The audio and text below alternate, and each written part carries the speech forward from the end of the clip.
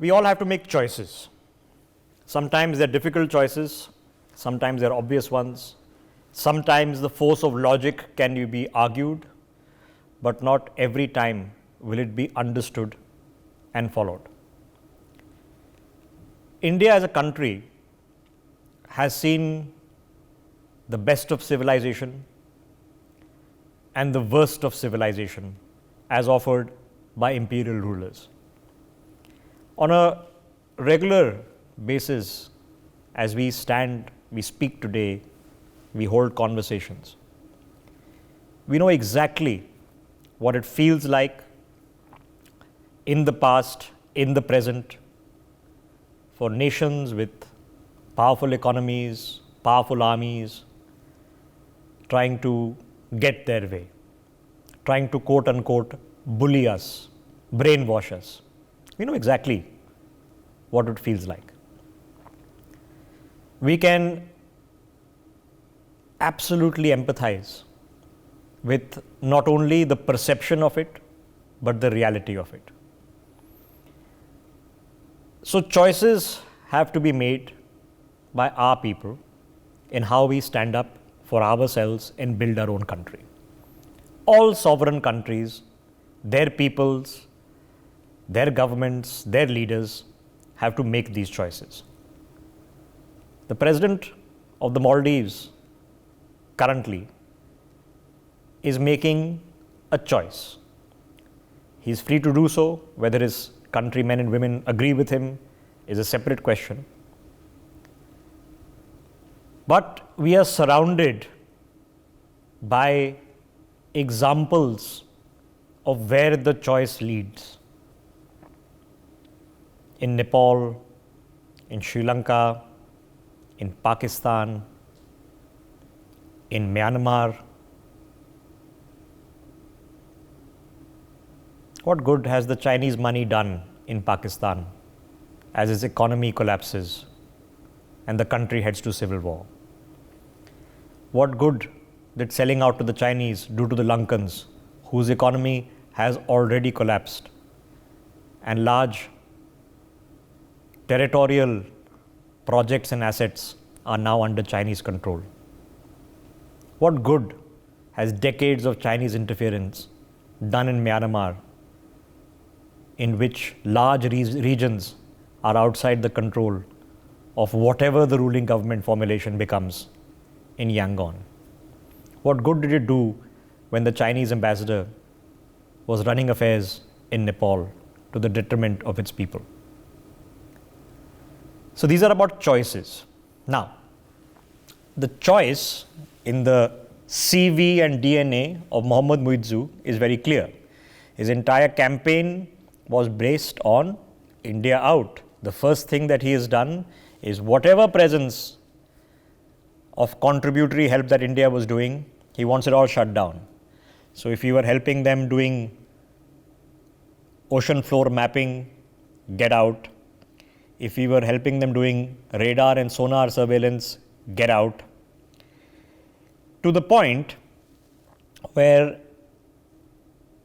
even in a meeting with NSAs of Sri Lanka, India, he doesn't want to show up.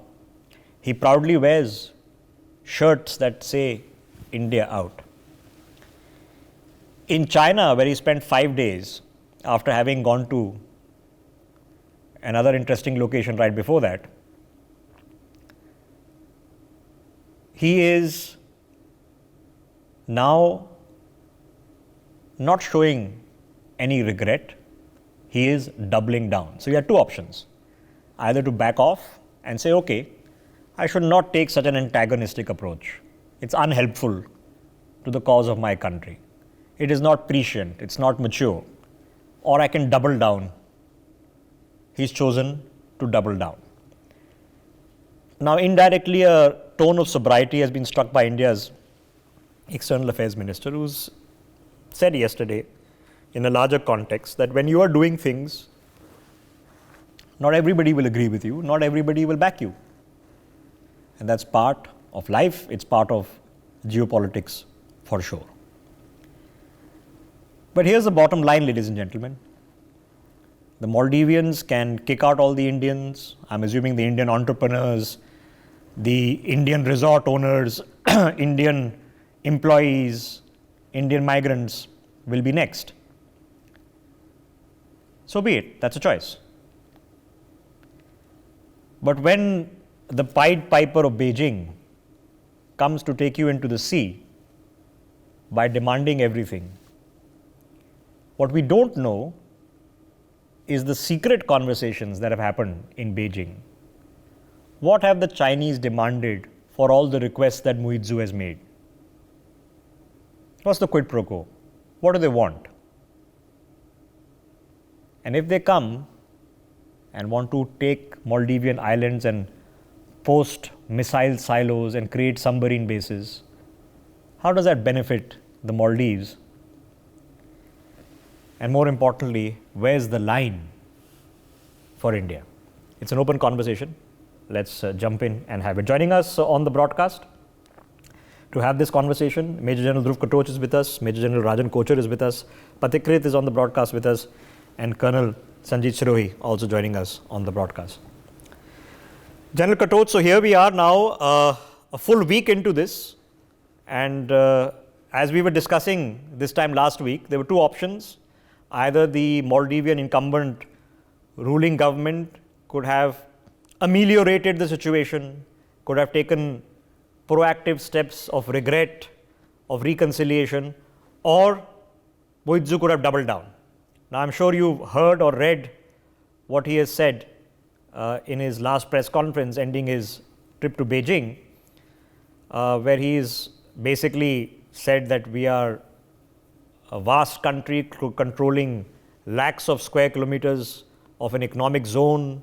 We can't be bullied, this, that, and the other. What do you make of the tone that he has set? Well, thank you, Rishabh. Rishabh, I think it simply reflects the Islamic mindset of Mohammad Muizzu. And he won this election on an anti-India rhetoric, which shows also that the society at large has been radicalized to a very large extent.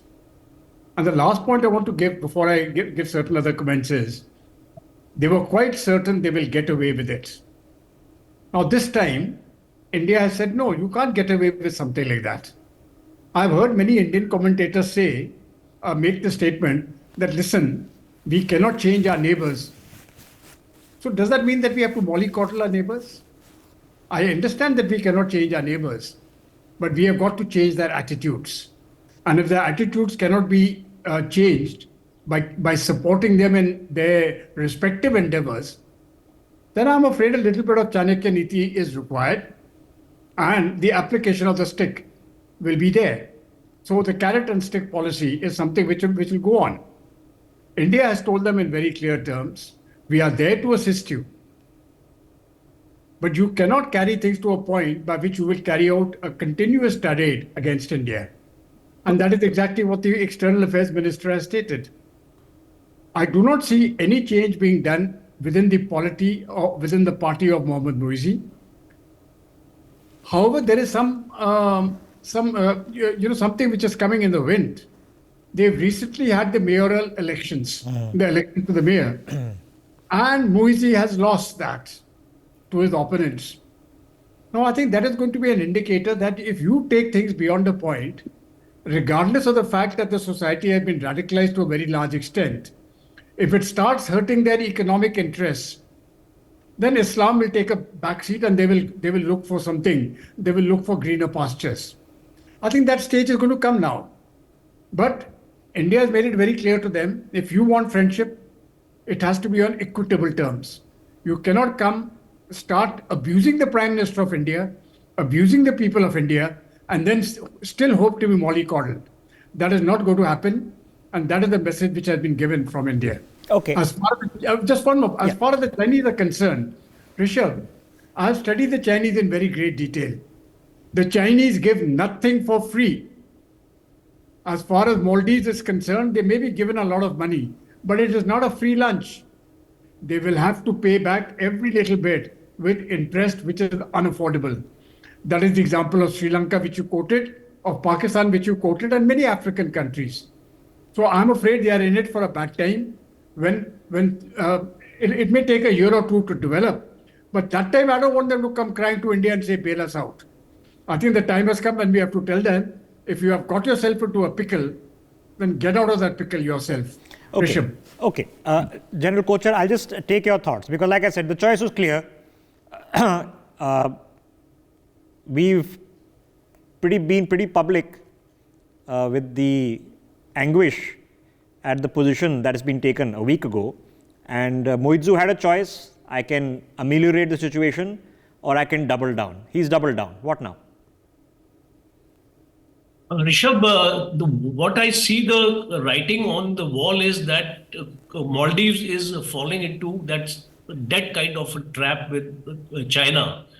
Possibly, if you see the example of Sri Lanka, what actually happened in Sri Lanka as far as the Chinese were concerned, the Maldivian president, he doesn't seem to have taken a cue from that. Second aspect is if you look at the bilateral trade between those two countries, I have figures of 2021, 300 million US dollars. So he is sacrificing the tremendous amount of financial support.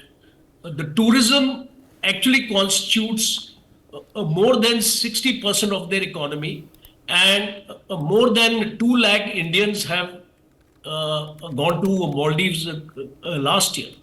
And one important aspect is that we are doing a number of infrastructure projects right now in Maldives. The Hani Madho International Airport Development Project under the Indian Credit Line will be a brand new terminal to cater for 1.3 million passengers a year. In 2022, the National College for Policy and Law Enforcement was inaugurated by an External Affairs Minister. There is a hospital, Indira Gandhi Memorial Hospital, actually coming up at the cost of 52 crores.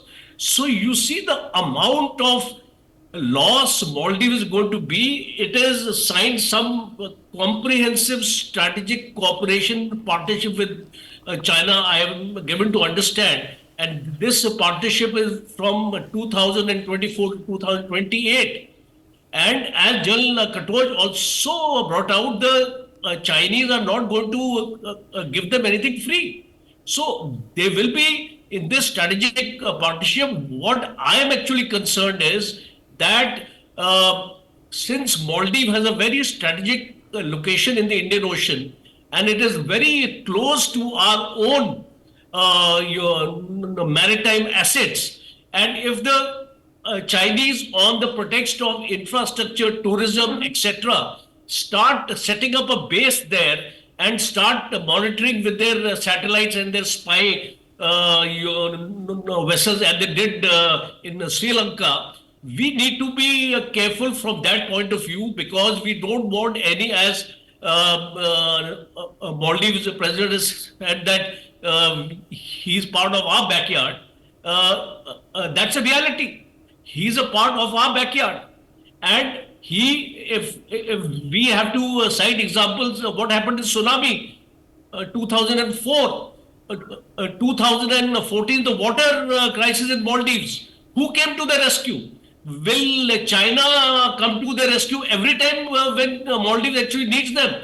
Because China has other priorities in the Indo-Pacific, the South Forget China so Sea. long ago, sir. I mean, just a couple of years ago, all the vaccines came from India. In fact, it becomes so ridiculous that as an Indian, you could go to Maldives to get an Indian vaccine faster to skip the queue in India. Believe it or not, it had become like this, General Kochar. Yes, absolutely. I mean, see, that entire, there was an epidemic in 2020 also in Maldives, where the medicines actually went from India. The vaccines have gone from India. Did China come to the support of Maldives anytime? So I think this mayor election, just 58 days, this government has been in power, and this mayor was earlier the president himself, Muizzu, and he has been defeated by a gentleman called Adam Azim. and within 58 days of coming to power. So I can see certain signals emerging from Maldives. I think the people to people contact between the Indians and the Maldives has also been very, very close. There's so No. many. No. So sometimes logic prevails, sometimes wisdom prevails, but that is not a guarantee. Colonel Siroi is not a guarantee. There are many places in the world where ruling establishments happily wreck their country, wreck their people, wreck their economic prosperity and future, and take a path which to you and me it would seem bizarre and insane, but they do it. I can think of present day examples. North Korea is one of them. Cuba has been an historical example. Now, what do we do about it? Thank you, Rishabh. Let me clarify. First of all, whatever General Kuchar has said that we have done this for this thing, Maldives, we have done. I think when he is talking about all these things, he has taken all these things into consideration. And I think he is taking calculated risk. He also knows that if he antagonizes India, then there will be a lot of things on which he has to lose out. But in spite of that, if he is doing it, then that means he has got a higher aim. And that aim is not his, it has full backing of China, and he has been there for 5 days, and he has been told categorically what they expect from him and what they will give in return. So he is absolutely clear. That is why yesterday when he made that remark that nobody has got lessons to bully us, that means he is very clear. We may talk about anything, what we have done for Maldives, but he is very clear. That is number one. Number two, it is a coalition government. He has lost the mayor election, and there are people who are against India who are pro-Indian. So tomorrow it may so happen that he may lose out in the general election whenever they take place. Now, as far as the India is concerned, now it is a clear indication to us that we should not base our future strategy on any foreign country. We must be self-contained. We must build up our bases based on our capability, based on maritime assets. So, a red light to us, and we should be very clear that if we are trying to make sure that Maldives always stays with us, and we guarantee that, or we ensure that the Chinese, they don't come into Maldives, then we cannot guarantee that, because it is their government, their people who have to decide which side they want to go. But as far as we are concerned as Indians, as the country, we must now have a clear indication. We have a clear indication that we must build up our strength based on the present situation which is now in front of us. Okay, so Colonel Siroi, sorry to interject, I have a follow-up question. What do you think has happened? Because there was a previous president, Yamin, whom you know was indicted for personally, forget corruption in terms of doing government contracts, for personally benefiting from a Chinese association. He simply was on the Chinese payroll. A president of a country was on a Chinese payroll.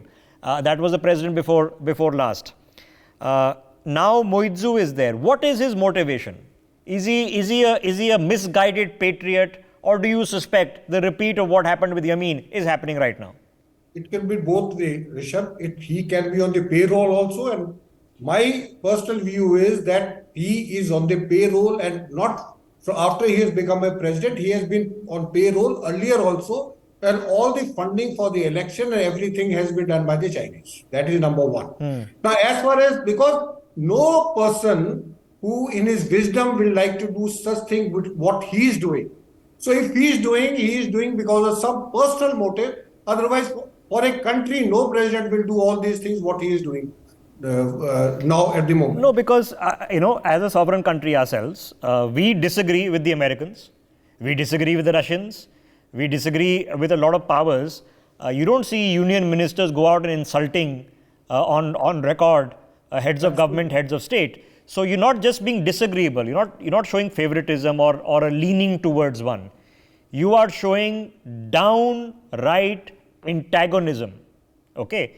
Now in India, we are no fans of Pakistan, for example, but in election rallies, death to Pakistan is not necessarily the T-shirt that prime ministerial candidates are wearing. So it becomes a little bit more than hyperbole. So, Patikrit, let me come to the brass tacks question. Fine, okay, Muizzu wants to do this, he wants to sign agreements, he wants to kick the Indians out. He can, he's the leader there, whatever authority his constitution gives him, he's free to follow it. So be it. My question to you is, the 5 days that he has spent in Beijing asking for more tourism, more dollars, more investment, and assuming the Chinese have agreed, what have the Chinese, you suspect, demanded in return? Just hugs and kisses? No, of course not. They'll ask Maldives to become a complete vassal state like Pakistan, or to allow them to, anchor Chinese ships, as we have seen in case of Sri Lanka. See, let me tell you two things. From day one, this controversy started. Muizzu was the bow, and his ministers were the arrow. So the arrows were the crass comments that were made by keeping him in confidence. He knew exactly. So if the Indians had not reacted, he could have shown that, look, we can pin down India and India cannot do anything. And since Indians reacted, so now he's saying that we are being bullied. So it's a plan. It's not something which is happening suddenly. The Chinese have already put Maldives into a debt trap as part of the free trade agreement. The Chinese goods are overwhelming Maldives. Now you would have ships being anchored. Now, let me tell you why countries fall in the debt trap as part of BRI. This is important to understand. And I'm saying this by looking at a document which I cannot officially show right now. As part of BRI, if you take money from the Chinese for any project, there will be no tendering. The project contract goes to an OEM who is from China. Correct. The entire project has to be insured by a Chinese insurance company with an upfront payment by the host country, which is 6% of the entire project cost. And within a stipulated time, if you cannot repay, the entire project ownership goes to the Chinese. Number three, all semi-finished and finished materials for the project will come, and all skilled workers will come from China.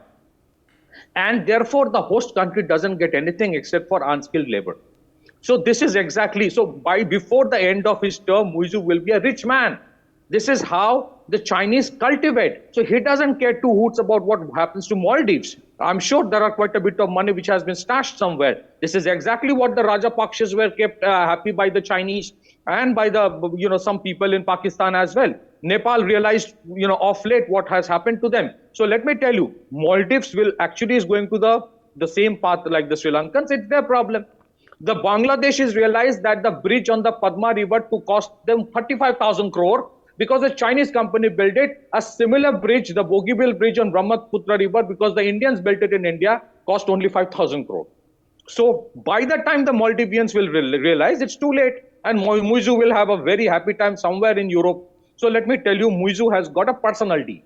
What Maldives get, it's a sour deal. The Maldivian people of Maldives will suffer, but I'm sure in the next 5 years, the Chinese will be anchoring their surveillance ship somewhere in Maldives. And I'm sure the Indians know it. The government of India would have necessary measures. So that's the question. Now, where's the line? If you want to sink your economy, you want to take an antagonistic stand, you want to rant and rave and do everything possible to torpedo publicly and privately your association with India, you're free to do so. That's a choice that Muizzu is taking. Like I said, now that Indian tourists stop coming, what about the Indian hoteliers? There are major Indian hotel chains running hotels there. All the top chains have hotels in the Maldives. They'll have general managers operating from India. I know for a fact there are hoteliers who own resort islands who are Indian. There are staff members working there. What happens to all of these people, Patikrit? So, Rishabh, the statement that Muizzu recently gave was basically meant for the internal audience. I can tell you for sure he will not rock the boat beyond a point, because he knows that he will face what exactly Rajapaksa faced. So he's trying to do some kind of a balancing game. And I'm telling you this, he would still hang on to the Dornier and the Dhruv helicopter that India has given. He'll not give up on those also. So these are not long-term players, Rishabh. These are short-term politicians who have come here to make money and move on. All right. So I think by 5 years. Okay. So now we made a reference to context in this a couple of days ago. Now, I completely agree with the premise, General Katoch, that a person has come in and taken such an extreme antagonistic stand. he is not going to define potentially the Indian Maldivian relationship for the next 50 years. Hopefully, it will be a blip in the radar. But in the period of the blip in the radar, what is the risk of the Chinese moving so fast that they entrench themselves? Because we know that when they pick up an island in the South China Sea, within the span of months, they bring in their sand dredges, they set up their anti-ship batteries, heck, they even make tennis courts and basketball courts and completely fortify the island. Once they've fortified something, what do? You can't get rid of them easily. Well, Rishabh, I think that is going to happen. You see, as Patikrita so rightly said, Muizzu has been bribed. He's got his money, he's got his pound of flesh, and he's not interested in what happens to the Maldivian people. But at the same time, the Maldivian people have elected him. Why did they elect him? They elected him on an anti-India rhetoric because a very large percentage of those people have been radicalized. That is a fact of life. For anybody who has been to Maldives, like I've been there 3 times, I don't think I'll go again. It is very, when you go to the islands where the resorts are there, it is a totally different place.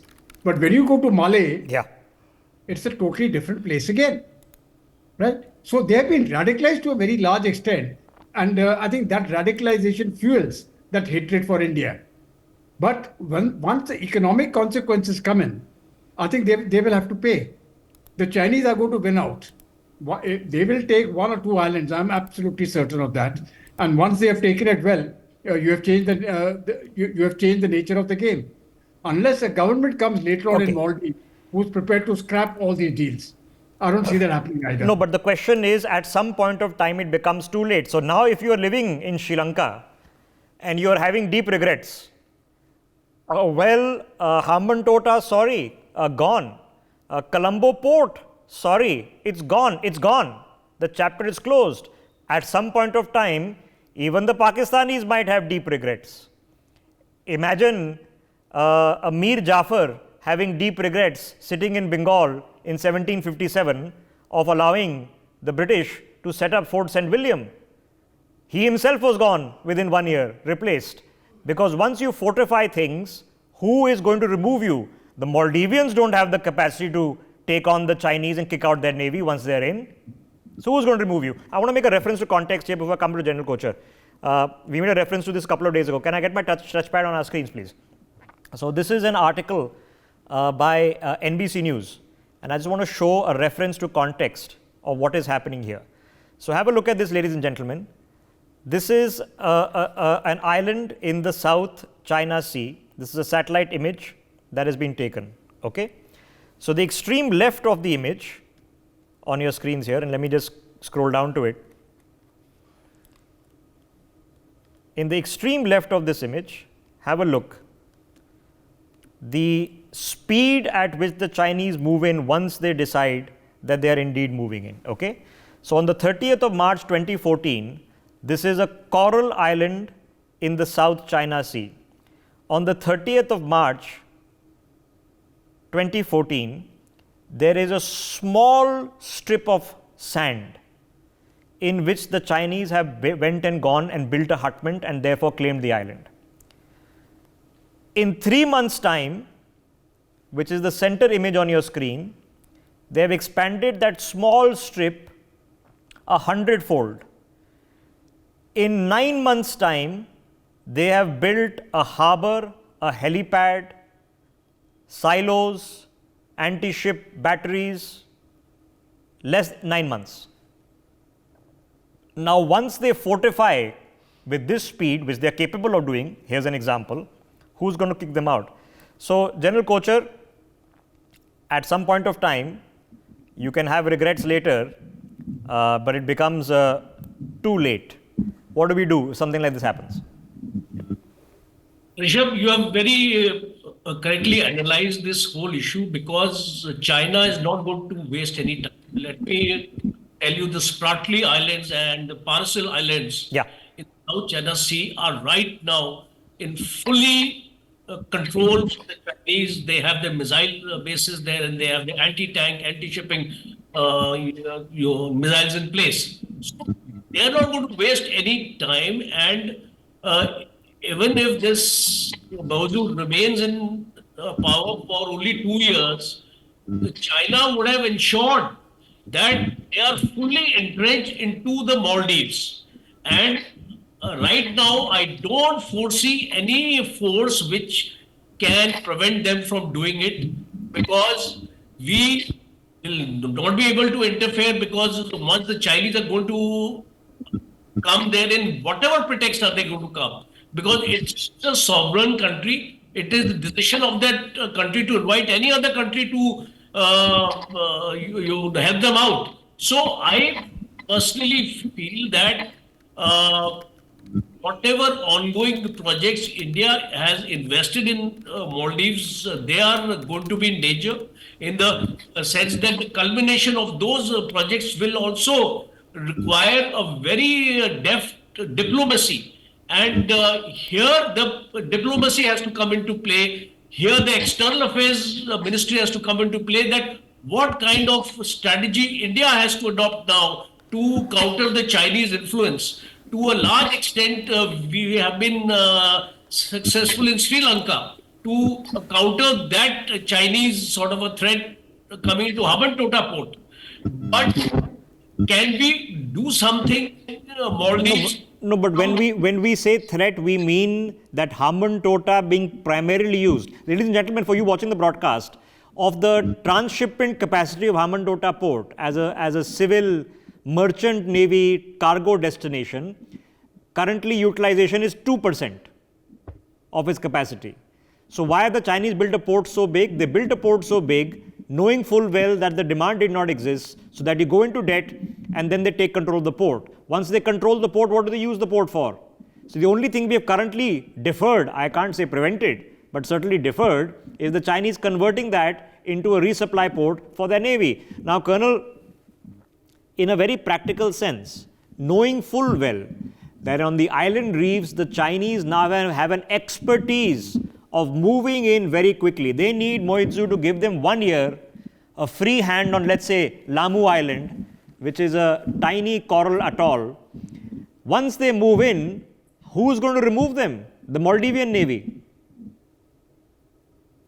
Well, Rishabh, nobody can remove them. As General Kocher has said, we cannot stop them. And I can assure you the Chinese will move at very fast speed, because they know that Maldives is a democratic country, and tomorrow there may be no confidence motion against President Muizzu. And at that point of time, if the pro-Indian government comes there, then it will be a problem for the Chinese. So it will be moved. They will move very fast. They will establish them very fast. And once they have established, then it is very, very difficult, because it is a very, very complex problem which India is facing. And as far as the diplomacy is concerned, that is the only way we can somehow do something about it. Otherwise, I don't think we will be able to do anything, because as General Kocher has brought up, they are the sovereign country, they can invite anyone. Yeah, no, they're free to invite everyone. Now they're inviting Chinese. So No, they are free to invite everyone. I distinctly recall the year was 1962, where a sovereign country which has just gone through a communist revolution decided to invite Soviet ICBMs onto their soil. Patikrit, I'm of course referring to the Cuban Missile Crisis. So let's not assume that things like this can't happen. We have to, of course, hope for the best, but fear the worst. In the consequence of the worst, which I don't think the Maldivian public is understanding, because once they are in, the Maldivian Coast Guard and Navy ain't going to go and take on the anti-ship batteries and send in marine commandos and kick the Chinese off and blow up their bunkers and basketball courts. So if the worst was to happen, what do we do? Just watch? Rishabh, you're quite right, but at the same time, I think you have veterans sitting over here. So I just want to make one comment that I think the military doctrines of India had already calculated for situations like this, and I'm sure there are countermeasures in terms of having your own bases, whether it's in Seychelles or Mauritius coming up. Secondly, yes, you are right that the Chinese prop up dual-purpose infrastructure which are unviable, and then their ownership goes to the Chinese. But even though I completely agree to what you're saying, there are logistic challenges for the Chinese to put up something in Maldives as easily as they can do it in South China Sea. They might Correct. still do it. It will take time.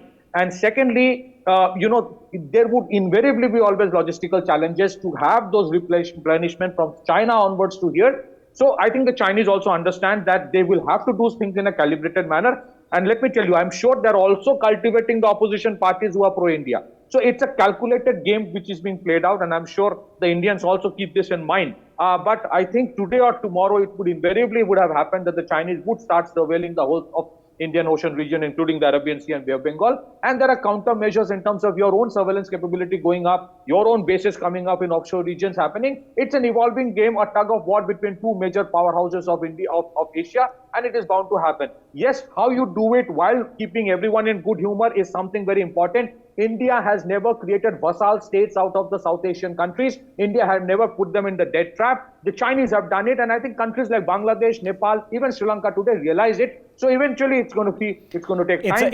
Eventually, even Pakistan will realize it, but that realization will come bitterly late. Like I said, the realization would have come to Mir Jafar bitterly late when he himself was replaced a few months later by Robert Clive, by his own nephew. The realization sometimes come bitterly late. The epiphanies sometimes come post facto. So if you're living in the Maldives, now you don't want Indian tourists.